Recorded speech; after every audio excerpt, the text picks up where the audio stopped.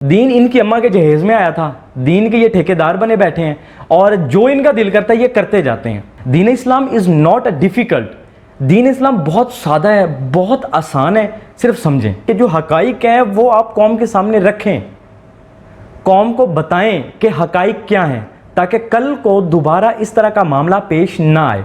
एक चिंगारी थी, उसने हवा दिया, वो आग लग गई और उसका नुकसान किस हद तक हुआ है आप सोच भी नहीं सकते।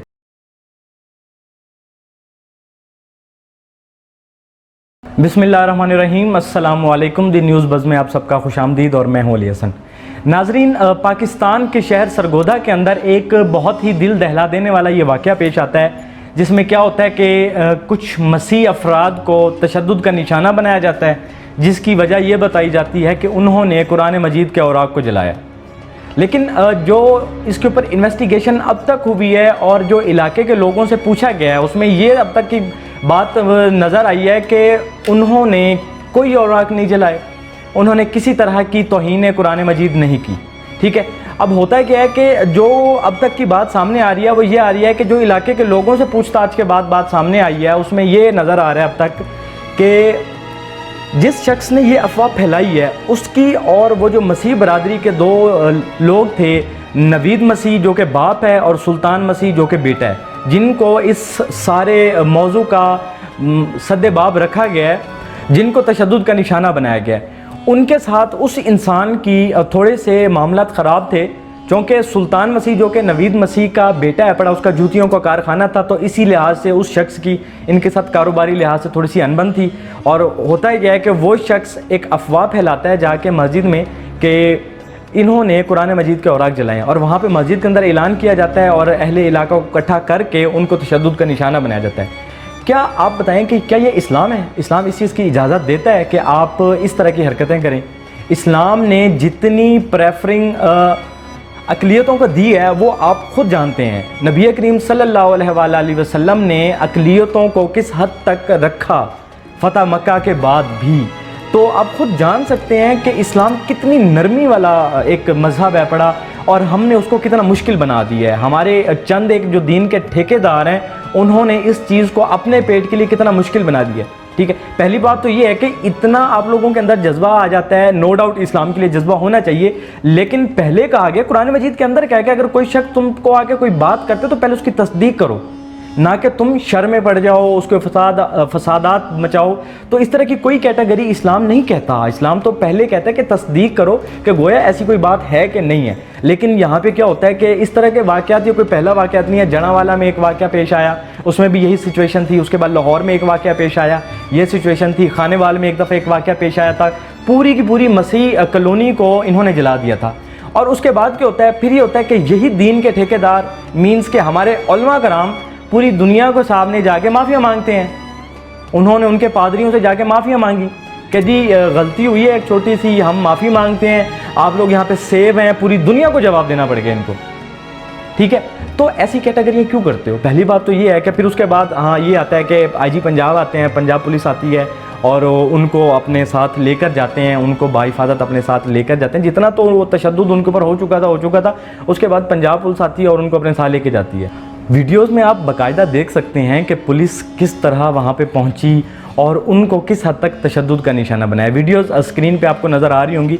अभी ये कम था, इवन जब उनको रेस्क्यू करके लेके जाया जा रहा था एम्बुलेंस के अंदर, इन्होंने एम्बुलेंस के ऊपर पथराव किया, पुलिस वालों के ऊपर पथराव किया, और इस हद तक इन्होंने इस मामले को डिस्कस्टिंग बना दिया कि हैरान हो गए कि यार अब खुद देखें कि यार एक किस्म की जो चाल जो उस बंदे ने चली है वो कितना ख़तरनाक मोड़ लेके गई है। ठीक है, अभी एक रिपोर्ट आई रिसेंटली जिसमें क्राइम ब्रांच की तरफ से एक रिपोर्ट आई कि एक शख्स है पाकिस्तान के अंदर, मैं उसका नाम नहीं लेना चाहूँगा, जो लोग उसको जानते हैं वो बड़े बखूबी पहचान जाएंगे कि मैं किसका नाम लेना चाह रहा हूँ।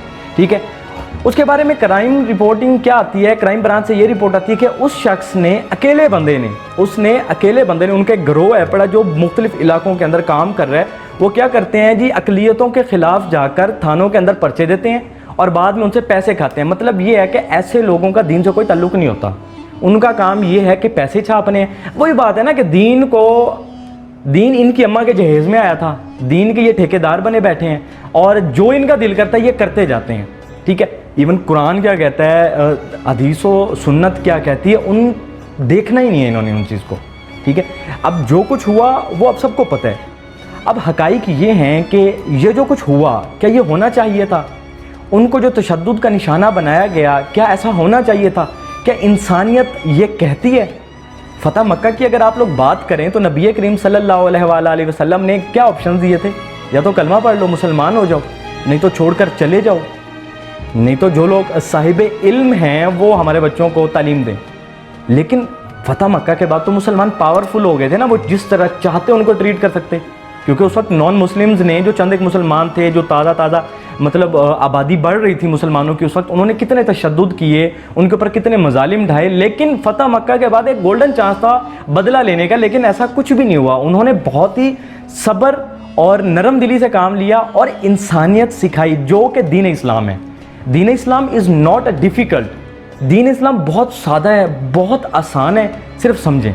अक़लियतों के साथ पाकिस्तान के अंदर जो कुछ ये रिसेंटली करते आए हैं, उसके बाद फिर यही लोग जाके उनसे माफ़िया मांगते हैं, पूरी दुनिया को ये लोग जवाब देते हैं। इवन हमारे उलमा कराम ने माफ़िया मांगी, जनावाला के अंदर जो मामला पेश आया उसके बाद हमारे उलमा कराम ने जाके माफ़ी मांगी थी बाकायदा इस चीज़ पे कि हम माफ़ी तलब करते हैं आपसे, हमसे गलती हुई है। लेकिन इस तरह नहीं होना चाहिए। आपको चाहिए था, अभी वो रिसेंटली एक वाक़या हुआ था पाकिस्तान के अंदर के एक खातून ने लिबास पहना हुआ था जिसके ऊपर अरबिक अल्फाज लिखे हुए थे, ठीक है, और वहाँ पे यही सेम कंडीशन आ गई। लेकिन उस औरत को जो बचाने वाला था, उस औरत को जिसने अपनी दुकान के अंदर महफूज खड़ा किया था, वो मसीह बरादरी से ताल्लुक़ रखता था। ठीक है, अब देखें आपकी औरतों के ऊपर जब नाइंसाफ़ियाँ होती हैं तो वो लोग आपको प्रोटेक्ट कर रहे होते हैं। एटलीस्ट तुम लोगों को चाहिए था कि यार एक दफ़े तस्दीक तो कर लेते। अब वो जो इलाके के लोग हैं पड़े, उन्होंने बाकायदा अपने अल्फाज थे उनके कि ऐसा कोई मामला नहीं है, क्योंकि अभी तक कोई सबूत आया ही नहीं है। इतनी देर हो गई है, कोई जले हुए औराक होते हैं, कोई जला हुआ मामला होता है, दिखाई तो देते ना, जो लोग जब जला रहे थे वो देख लेते। अब अच्छा बात यहाँ पे ये आती है कि जिस बंदे ने जाके ये अफवाह फैलाई है, अगर वो इतना सच्चा मुसलमान बन रहा है, नवीद मसीह और उसका बेटा सुल्तान मसीह, जो कि जिनके ऊपर इल्ज़ाम लगाया गया है कि उन्होंने कुरान मजीद के औराक जलाए हैं, जब वो लोग ये काम सर अंजाम दे रहे थे तो तुमने उनको रोका क्यों नहीं? तुम्हें चाहिए था ना कि तुम जाते उनको रोकते, ठीक है, कि तुम ये गलत कर रहे हो, उस वक्त पकड़ते, उस वक्त मारते, फिर बात थी। लेकिन मौके पे तो तुम लोगों से खुद तो कुछ हुआ नहीं, फिर तुम लोगों ने वो शर पसंदी वाला काम कर दिया और ये हो गया। देखें गलत है। हमें दीन इस्लाम जो हमें दर्स दे रहा है ना, वो तुम लोग दीन इस्लाम पे नहीं चल रहे। दीन इस्लाम बहुत खूबसूरत है। दीन इस्लाम इंसानियत का दर्स देता है, नरमी का दर्स देता है, हिदायत का दर्स देता है।